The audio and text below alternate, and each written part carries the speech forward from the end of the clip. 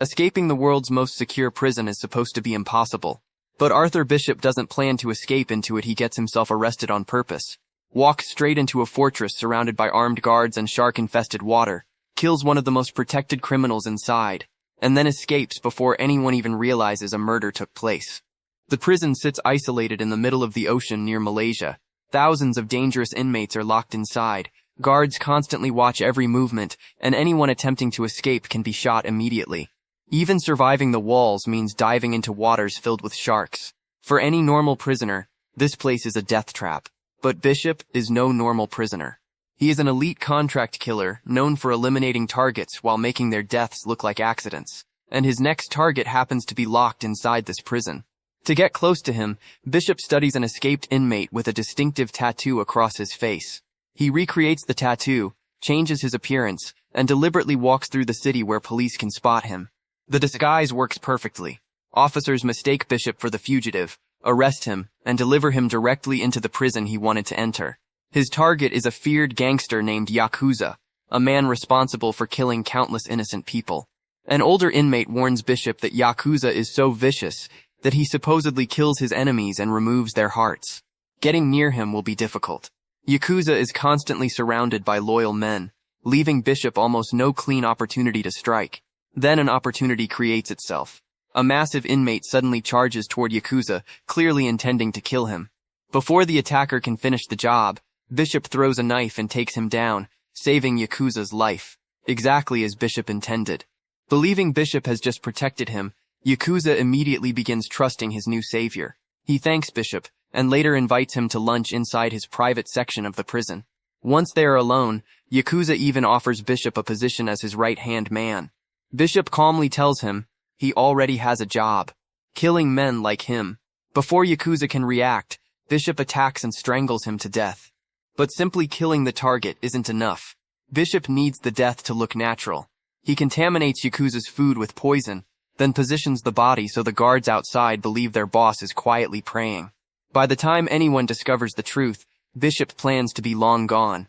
He slips away and plants an explosive inside a weak section of the prison wall. Seconds later, the blast tears open an escape route.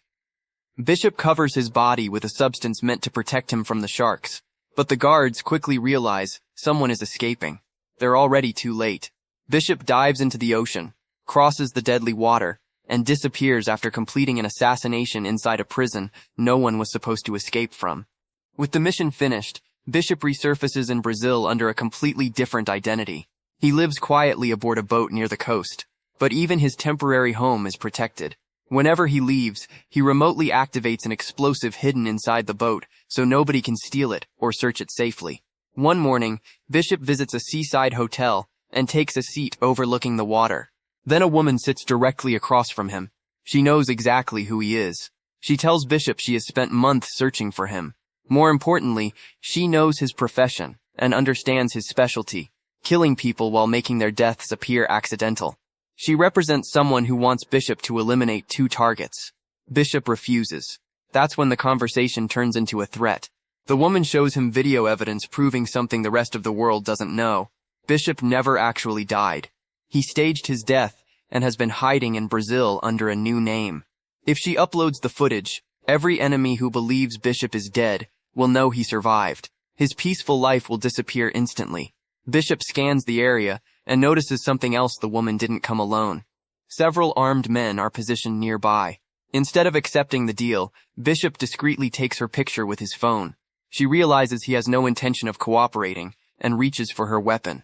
Bishop moves first. He uses the table to attack her, and her men immediately rush him.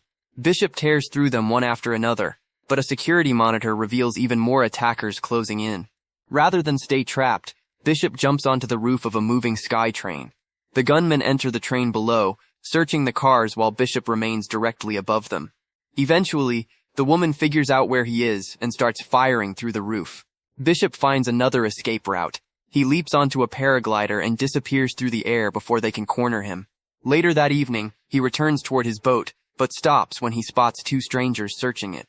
That is exactly why he armed it. From a safe distance, Bishop triggers the explosive. The boat erupts, killing the men and destroying anything that could connect him to his Brazilian identity. Now Bishop knows his cover is completely compromised. Brazil is no longer safe. He heads to a port and opens a hidden container where he previously stored an emergency bag packed with cash, weapons, and multiple fake passports. He burns the passport connected to his Brazilian identity, removes the remaining evidence, and disappears again. His next destination is Thailand. There, Bishop reaches an isolated beach and meets Malika, a hotel owner who already knows him. She recognizes Bishop immediately and gives him access to a room where he has another supply bag hidden beneath a table. Now he finally investigates the woman who threatened him in Brazil. Using the photo he secretly took, Bishop discovers that she is also a contract killer, and she works for a man named Crane. The moment Bishop sees Crane's picture, everything changes. This isn't some random criminal. Bishop has known Crane since childhood, and he knows exactly how dangerous he has become. The following day, a woman named Gina arrives at Malika's hotel asking for medicine. Malika notices injuries across Gina's arm and suspects someone has been hurting her. She offers to help, but Gina refuses to explain anything and returns to a nearby boat. That night, screams suddenly come from the water. Malika looks toward Gina's boat and sees a man attacking her. She immediately asks Bishop to intervene. Bishop takes a small boat across the water and confronts the attacker, warning him to leave Gina alone. Instead, the man attacks Bishop. The fight ends when the attacker's head crashes violently against a metal bar, killing him. Malika soon arrives, and Bishop hands Gina over to her so she can take her back to shore. But Bishop stays behind. Something about the situation feels wrong. He searches the boat and finds Gina's passport and phone. Then he sees something that instantly confirms his suspicions. His own photograph is on Gina's phone. A woman he supposedly met by accident already knew exactly who he was. Bishop goes straight to Gina's room, pulls a gun, and demands an explanation. Gina initially avoids answering. She moves closer and tries to distract him, but Bishop pushes her back and makes it clear that manipulation won't work. Then he asks the only question that matters. Does she work for Crane? Gina finally admits the truth. Crane sent her. But she insists she isn't working for him willingly. He forced her into the entire setup. The attack on the boat was staged. Crane expected Bishop to rescue Gina, allowing her to appear helpless and vulnerable. She was then supposed to get emotionally close to Bishop, giving Crane the leverage he needed to control him. But now that Bishop knows the plan, Crane has made a serious mistake. Instead of walking into Crane's trap, Bishop decides to turn the entire operation against him. Still, he doesn't completely trust Gina. The next day, Bishop investigates her background for himself. What he finds changes his opinion. Gina runs an orphanage where she provides abandoned children with education, food, and a place to live. Her story begins looking far more believable. Bishop returns and asks what Crane is using against her. Gina finally explains everything. A month earlier, Crane's men kidnapped one of the children from her orphanage. The next day, they left the child's body outside the building. Then came the warning. If Gina refused Crane's orders, the remaining children would be killed, and she would be next. With innocent lives at risk, Gina had no choice but to obey. While they talk, Bishop notices a boat offshore. Men aboard it are watching them. Crane's surveillance team. Bishop immediately takes Gina by the hand and acts affectionate, making their observers believe Crane's plan is succeeding, and Gina has managed to get close to him. Malika sees the two together and invites them to join a nearby celebration. What begins as an act slowly becomes something real. As Bishop and Gina spend the evening together, they genuinely begin connecting. Later that night, Gina apologizes for dragging him into her situation. Bishop understands better than she realizes. He tells her he was also an orphan. Then he reveals the history connecting him to Crane. As children, Bishop and Crane lived in the same orphanage and became close friends. Eventually, both boys were sold to a gangster who trained children to perform illegal jobs for him. Bishop hated that life. When he finally found an opportunity to escape, he took it. Crane tried to get away as well, but he was caught. The gangster blamed Crane for Bishop's escape and brutally punished him. From that moment forward, Crane blamed Bishop for what happened. Their childhood friendship turned into hatred, and eventually, Crane became his enemy. Bishop promises Gina that he will get her out of this nightmare. The two finally kiss, but their brief moment of peace doesn't last. The next morning, Bishop spots what appears to be a group of Thai police officers approaching by boat. As they get closer, he immediately sees through the disguise. These aren't police, they're Crane's men. And Bishop attacks before they can make their move. But Bishop reacts too late. Crane's men grab Gina, force her onto their boat, and eventually overpower Bishop as well. They take both of them directly to Crane. The moment Bishop sees him, he demands that Gina be released. Crane immediately notices something important. Bishop actually cares about her now, and that gives Crane exactly the leverage he needs. He agrees to let Gina live, but only if Bishop completes 2 assassinations for him. There is one condition. Both deaths must look completely accidental. No witnesses. No evidence. Nothing that can be traced back to murder. Crane knows Bishop is one of the few men capable of pulling that off, and if Bishop refuses, Crane threatens to kill Gina, Bishop, and every child in Gina's orphanage. With innocent lives on the line, Bishop has no real choice. He accepts. But before starting the mission, Bishop demands proof that Gina is still alive. Crane allows a video call. Once Bishop confirms she is safe, Crane gives him the first target. A wealthy businessman named Cook. Cook has built his fortune through illegal operations, including trafficking young girls. He is also extremely well protected. Because Cook has made countless enemies, armed guards surround him almost constantly. A direct attack would be nearly impossible. So, Bishop looks for a weakness. He discovers that Cook lives in a luxury penthouse in Australia. The building has one unusual feature. A glass-bottom swimming pool extends beyond the edge of the tower, hundreds of feet above the street. Cook swims there regularly, and Bishop immediately knows how he is going to die. First, Bishop enters the building disguised as a potential buyer. A manager shows him around and explains the property. During the tour, Bishop secretly photographs one of the apartment keys. Using the image, he creates a duplicate. He then prepares a special chemical capable of weakening glass. The following day, Bishop returns disguised as a cleaner. He slips past security, uses the fake key to enter an empty apartment below Cook's penthouse, and cuts through an exterior window. From there, he climbs the side of the skyscraper using ropes. Eventually, he reaches the underside of Cook's swimming pool.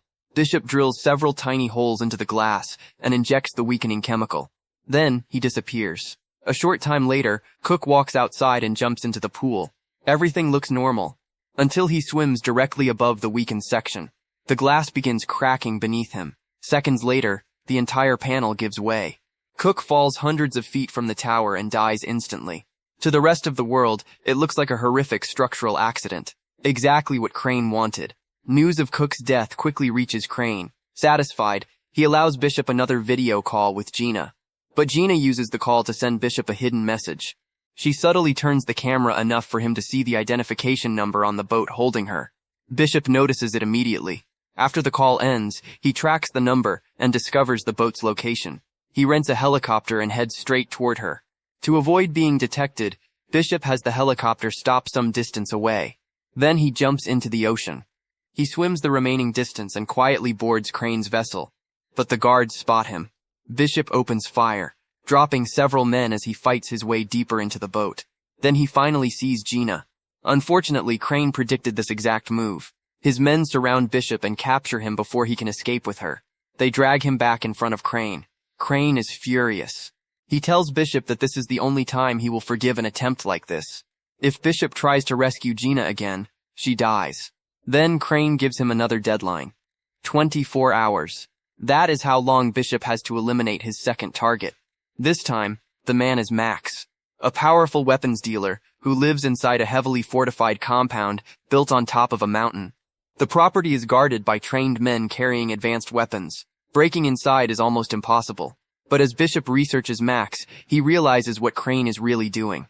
Cook and Max are not random targets. They are Crane's business rivals. Crane used Bishop to eliminate Cook, and now he wants Max gone so he can control the entire criminal operation himself. Bishop now understands the game, and he decides Crane is no longer going to be the only one playing it.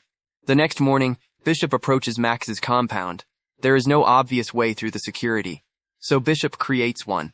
From a distance, he shoots one of the guards stationed on the roof. He deliberately wounds the man instead of killing him. The compound immediately calls for emergency medical assistance. A helicopter arrives carrying a doctor, but nobody realizes Bishop is hanging underneath it. The helicopter unknowingly carries him straight onto the roof. While the medical team treats the wounded guard, Bishop slips inside. He activates a jammer, knocking out the surveillance cameras. The sudden blackout puts every guard in the building on alert. They spread out looking for the intruder. Exactly what Bishop wants. He moves through the compound, eliminating guards one by one. Meanwhile, Max's security team rushes to protect their boss. Then an explosion erupts near an exterior elevator. The guards assume the attacker is outside the building. They immediately move Max into the safest room in the entire compound. They lock the door behind him. Max turns around, and Bishop is already sitting inside. The guards have unknowingly delivered their boss directly to the man they were trying to protect him from. Max knows exactly who Bishop is. He assumes his time is over and tells Bishop to finish the job. But Bishop has a different plan.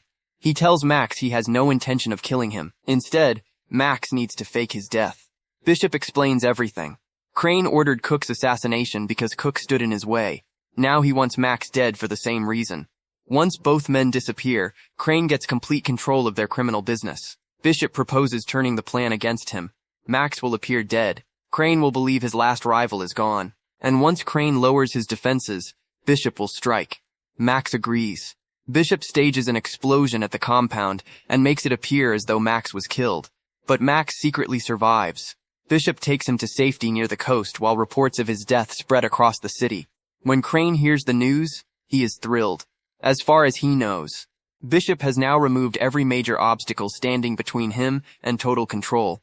But Crane is still suspicious. Bishop calls and tells him the mission is complete. Now he wants Gina released. Crane refuses until he personally confirms Max is dead. Bishop tells him to send his men to the compound if he needs proof. Crane takes the bait. He sends most of his guards to inspect Max's supposed body. Only a handful remain with him on the boat. What Crane doesn't know is that Bishop has already prepared an ambush. The moment Crane's men arrive at Max's compound, Bishop's allies and Max's men attack. Crane's entire team is wiped out. Now Crane is almost completely exposed, and Bishop knows this may be his only chance. He heads through the water toward Crane's boat. By now, Crane has realized he has been played, so he keeps Gina close and prepares to use her as bait. Bishop reaches the vessel and immediately takes down one of the guards. He pushes farther inside, killing the remaining men blocking his path. Crane orders another guard to bring Gina inside, but Gina fights back. During the struggle, a bullet hits her. She collapses, badly wounded. Crane grabs Gina and drags her into the cabin. Then he activates explosives planted throughout the vessel. The boat is now a ticking bomb. Crane leaves Gina behind and prepares to escape using a smaller boat. Bishop reaches the cabin first. He finds Gina alive, and she tells him the explosives have already been activated. There is almost no time left. Bishop carries her to an emergency escape pod. Gina begs him to come with her, but Bishop refuses. As long as Crane is alive, neither of them will ever be safe. He launches Gina away from the vessel. Then he turns back. Crane is still on board. The two men finally face each other. Gunfire tears through the boat as Bishop and Crane exchange shots. Eventually, both weapons run empty. Now there is nothing between them except years of hatred. They attack each other with their bare hands. Crane fights desperately, but Bishop overwhelms him. Bishop finally chains Crane directly to the boat. Crane starts laughing. The explosives are seconds away from detonating. He tells Bishop that even if Crane dies, Bishop will die beside him. He tells Crane that he always leaves himself a way out. Then Bishop runs toward the cabin. Seconds later, the entire vessel explodes. The blast destroys the boat completely. From a safe distance, Gina watches the fireball consume everything. There is no sign of Bishop. She believes he died with Crane. Devastated, Gina eventually returns to her orphanage. She goes back to caring for the children, but Bishop's death stays with her. She cannot stop thinking about him. Then one day, while Gina is standing with the children, someone appears in front of her. Bishop. For a moment, Gina thinks she is imagining him. There is no way he could have survived that explosion. But he did. Bishop is alive. The final scene reveals exactly how. Max investigates footage from the destroyed boat and discovers that the vessel contained an extremely strong metal chamber designed to survive gunfire and explosions. When Max reviews the security footage, he sees Bishop enter that reinforced compartment moments before the boat detonated. That is how Bishop survived. Max smiles. Then he deletes the footage. And with Bishop finally free to live beyond the reach of his enemies, the story comes to an end.